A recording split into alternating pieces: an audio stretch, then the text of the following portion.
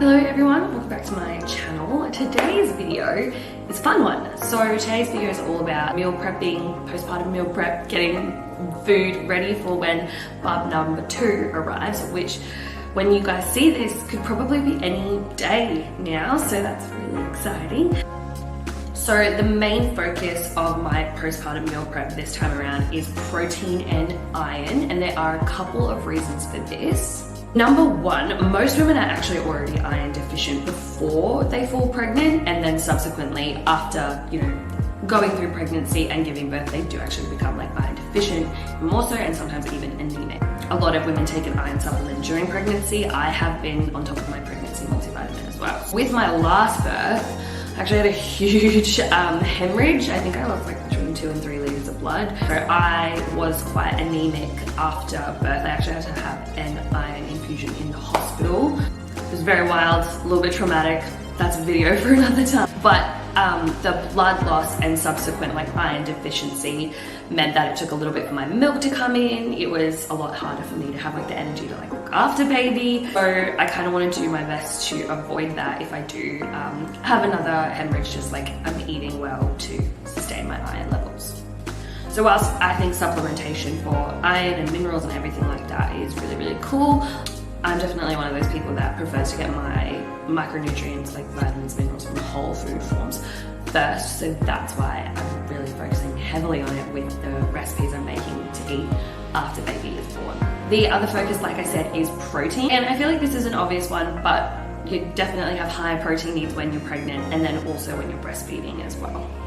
So yeah, just to preface, I am planning to breastfeed with this baby. I breastfed with Xavier, so that's kind of what I'm gearing towards. Even if you're not going to be breastfeeding or that's something you don't plan to do, this would still be a really good way to meal prep just for your own recovery as well. So when you're breastfeeding, your overall calorie intake is recommended to be increased by sort of between 500 to 700 calories a day on top of your normal daily intake.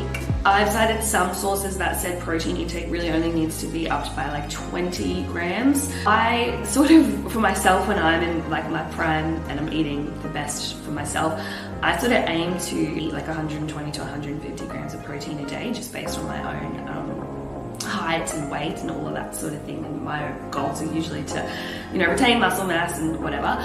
So for me, eating on the upper end of 150 to 170 grams of protein a day would sort of be my goal with breastfeeding. Now, just to make it really clear, I'm not going to be tracking my calories while I'm breastfeeding or tracking my macros or anything like that, but it's just kind of good to keep the numbers in our head, especially if that's something you're used to. I know for myself, just with my background, it is. But for me too, the focus on protein, it's what keeps me satisfied and full with a meal, and I think that is the case for most people. If you think you're hungry while you're pregnant, you're so much more hungry when you're breastfeeding. It's insane. And obviously there's a reason for that, because you're feeding yourself and also a whole other person that needs to grow. I definitely wasn't as prepared in regards to meal prep last time with Xavier. I think I prepped a week's worth of protein sources for dinner, and then some vegetables and stuff. I didn't even think about breakfast or snacks, and that's kind of where I got derailed a little bit. I was literally just snacking on whatever was in the house, dry cereal, peanut butter out of the jar, crackers and chips, just stuff that was easy. And as we know, that stuff is often higher in sugar, higher in sodium, and not as nourishing to us or, our baby through the breast milk. And also I find foods like that, because they don't have much protein or healthy fats, they don't really fill you up anyway. I am planning on doing a postpartum recovery series, focusing on, returning to training, body recomposition. So I do think me eating a high protein diet is obviously going to help when I return back to exercise as well. So there we go. Now, I have prepped some meals already. I actually went out and bought a big freezer. I said to Ash, I was my goal this time is to have the freezer full before the baby arrives. So in the freezer at the moment, I think I've got 3 lasagnas, 3 pesto chicken, a couple of shepherd's pies and that kind of thing. I've done it in servings of 2, and then we can just thaw one out and just have it that night. I've also done some batches of muffins and bliss balls, but then I kind of realized, whilst those sort of casserole meals are great and delicious, I'm having this baby in the height of the Australian summer. I kind of need to rethink how I was approaching things. What I'm going to do moving forward is just prep like the protein portion of the meal cooked and ready to go, so we can just heat it up and then I can pair it with like chopped salad or like vermicelli noodles or rice or something like that. So it's a little bit more summer appropriate rather than having like a really heavy casserole at dinner time when it's probably gonna be like 30 degrees. So anyway, without any further ado, let's get into the recipes. So the first thing on the menu today are Asian inspired sticky meatballs. Now, if you're squeamish or have a weak stomach, I recommend like fast forwarding maybe like 10-20 seconds, because the first step in this recipe is to take some chicken or beef liver and grind it up. Some people like to just fry liver up or put it in pies and eat it. I find the best way to eat liver is to mince it up and add it into, yeah, like mince meat. So whether that's like bolognese sauces, lasagnas, meatballs, and then that way kind of hides the flavor because it can be quite strong. Hides it, the kids eat it, it makes it just a little bit easier to consume in my opinion. So with these meatballs, I'm using beef mince, but pork mince would actually work really well with this one, but Coles didn't have any, so that was a bit of a bummer. But beef mince is also, again, really high in iron, those vitamin B vitamins, and protein. The next ingredients are shallots and coriander. Now, I love coriander, which I know is controversial. I used to hate it, I love it now. If you hate it, you can skip it. Yeah, it's probably one of my favorite herbs, so I put a lot in there. Then I'm going in with a whole heap of ginger and garlic as well as soy sauce and honey. Added almond meal because I didn't have any breadcrumbs in the pantry, but like panko breadcrumbs would work really well in this to kind of thicken everything and combine it all together. Then I just roll them all up, roughly larger than like, or just larger than the size of a golf ball. Then I put them on an oiled alfoil tray and I just mince that up. Now I'm kind of the worst, or like a terrible YouTube recipe vlogger, because I don't kind of follow a recipe, I just kind of make things up. Like I have an idea, I go, okay, well this is what I need to put into it. I just eyeball it, execute it, and it usually turns out well. These sort of baked in the oven for about 20 minutes. I would just keep an eye on them. They got really sticky and glossy and oh, the house smelled amazing. Yeah, I should probably sit down one day and like go through and actually write down a recipe, and then I can like repeat proportions and stuff out to you guys. But just eyeball it, just wing it, have fun. It ends up tasting amazing, so just trust yourself in the kitchen, I guess. Instead, look how yummy and glossy they are. Next off the ranks is sauteed chicken. Now, if I were to make this again, I would 100% use chicken thigh. Chicken thigh is usually my go-to choice of cut of chicken, just because it bakes better in the oven for recipes like this, because it does have a higher fat content and it is a little bit of a darker meat, but they just didn't have any. Again, at Coles, like Coles, what are you doing? Put some more stuff in your meat section. Nonetheless, this tasted really, really good. So first off, I cut up the chicken, obviously, into like strips, and I put it all in the alfoil baking tray. Now, you can totally mix all of this up in a separate bowl and then put it into the tray to bake it, but I'm really lazy and hate doing dishes, so I like literally just mixed it all together in the alfoil baking tray. Now, I started off with some curry powder. Ideally, Keen's curry powder is the one you want to use for this. I just have a random mixed curry powder from Aldi, but Keen's curry is like, I don't know, it's the goat. It tastes so good. So if you have that, use it, but any kind of curry powder will do. I also then added extra garam masala on top of that. I then went in with some soy sauce, and again, ginger and garlic. Now, my secret ingredient when I make satay sauce is to put in a little bit of coconut cream, especially with chicken breast. It just means it's going to be a little bit more fat in there and it's going to bake and not go as dry. Like the chicken breast is not going to go as dry. Honestly, this tastes like restaurant satay chicken, in my opinion. Like that you would get from when you go to like a Chinese shop and order like a chicken skewer. Like this is what it tastes like. It's delicious. And then of course, the main ingredient, the peanut butter. And it has to be crunchy peanut butter. Please, people, if you're having smooth peanut butter, you are a child and we can't be friends. In all seriousness though, I just, like if you're gonna go with the peanut butter, have a little bit of peanuts in it, be a little bit crunchy.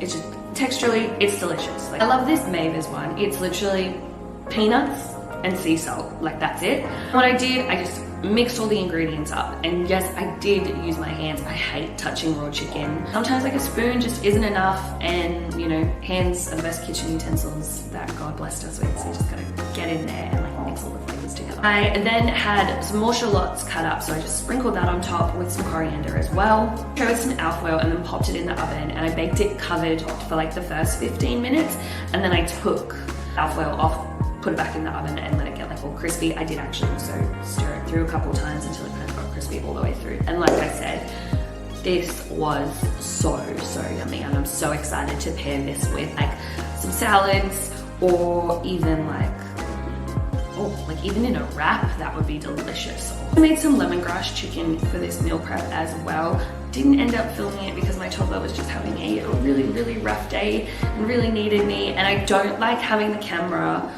out or being preoccupied with filming if he's like not in the best mood, so he kind of helps me with it. Now, I didn't have any breakfast stuff prepped yet apart from like the muffins, but again, the focus on this is protein. I wanted a really protein and iron rich breakfast option, so I decided to make some breakfast burritos.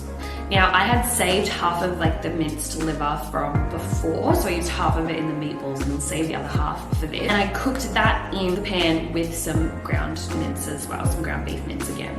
Some Italian herbs, some paprika, and some garlic as well. I put that aside to let it cool while I cooked the eggs. Now, I have tray baked eggs before, like whisked them up, poured them in tray and baked them and divided them up. But they're just kind of, I don't know, they're never quite right. So I decided to scramble these eggs instead. I was making 16 wraps, so I used 16 eggs. Now, I scrambled these up in the pan with some olive oil, and I just have to say, I'm really proud of myself. I chose to do this in batches, because I almost wasn't going to, and then that little voice inside my head was like, Rhea, don't pour all of that in the pan, do it in batches. And I'm so glad I did. They worked out great, and everything was right in the world. Now, you want these to be cooked through, but not overcooked and dry, because there is nothing worse than dry, rubbery scrambled eggs. Considering we're going to be freezing these and then defrosting them and then heating them up again. Now, with all of this in mind, again, the trick is to let the mince and the eggs completely cool down before you assemble your burritos. Now, I use whole grain wraps for mine, and I started with a base of cottage cheese. I then also added spinach. You've got to have some greens in your breakfast burritos. Obviously, spinach is a really good source of non-heap iron, also a really great source of folate. I then added some shredded cheese on top, and then the beef mince with the liver, and then the eggs. So I made 2 batches of these, and I chopped 8 of them with barbecue sauce and 8 of them with sriracha, because I'm a barbecue sauce girl and Ash is a sriracha guy, but like, you know, I just kind of wanted to mix it up, have a little bit of variety. Now, onto the snacks, which I think is kind of my favorite part of this entire meal prep. I wanted the snacks to be summer friendly as well. I've been seeing these all over TikTok, and they're like these protein cheesecakes, and oh, they look so good. I hate that TikTok is influencing me to do things, but you know, we live in 2023. Now, I already love mixing like Greek yogurt with my protein powder. I think it tastes like cheesecake already, and I usually put like berries and stuff with it. So I figured I would just take that and turn them into actual cheesecakes. So I took my protein powder, and I actually took a protein Greek yogurt from Coles. This one has about 15 grams of protein per serving, so it is on the higher end for a Greek yogurt. So I just thought, yep, awesome. Chucked all of that into my food processor and blended it up until it was like smooth and combined. And then what I did was I got my silicone cupcake molds, I put berries in the bottom, and then I poured in the mixture, and then I added some extra berries on top. I then also had the idea that I wanted to make these again, but as like a Reese's Pieces, like peanut butter cup vibe. I love peanut butter and chocolate. So just using the same base mixture, like the protein powder and the Greek yogurt, I added the rest of that Mavis crunchy peanut butter in there. Now what I did was I poured these out in the smaller molds and let them set. I then popped them out of the molds and then drizzled them all over the top with some melted chocolate that I mixed with some coconut oil. And voila, you've got like healthy, high protein Reese's peanut butter cups. Like that's just, oh, I'm so excited. I'll probably end up eating like 2 or 3 of these ones in a serve. I also batch cooked up a whole heap of sweet potato and then froze them in Ziploc bags as like single servings with like about 100 grams of sweet potato. You guys may have seen on my Instagram as well that I did have a really big batch of bone broth and froze it into portions as well. I think when we look at what birth actually is and what pregnancy is, yes, pregnancy is not a state of illness, it is a state of wellness, but you've birthed and grown a whole person for a very long time. It does actually take your body like 2 years to recover postpartum, really. Depending on the type of birth that you have or just giving birth in general, it is full on for your body. So I always like to view postpartum as a time to focus on healing, and whenever I'm sick or needing, you know, to feel well, I always make a big batch of bone broth. When I make a bone broth, I kind of do it in 2 stages. I like use a whole chicken and make like a stock, and I take the chicken out, I take all of the meat off of the chicken, and then I put all of the bones and like the carcass back in the stock and let it boil down and like simmer down more to get all of like the bone marrow out of the bones. So what that leaves me with is a really nutrient dense bone broth, but then a whole heap of meat as well. So there we have it, you guys. That is my postpartum meal prep, all done and dusted. If you've had a baby, you will know that the last thing you want to do when you've got a newborn is cook. I remember when we had Xavier, the thought of cooking was just like, oh, so we were so grateful that we'd done some prep and that our family was bringing over food as well. But I think now that we have a toddler, it's like, well, if I'm breastfeeding, Ashley's definitely going to be with Xavier. Who's going to cook?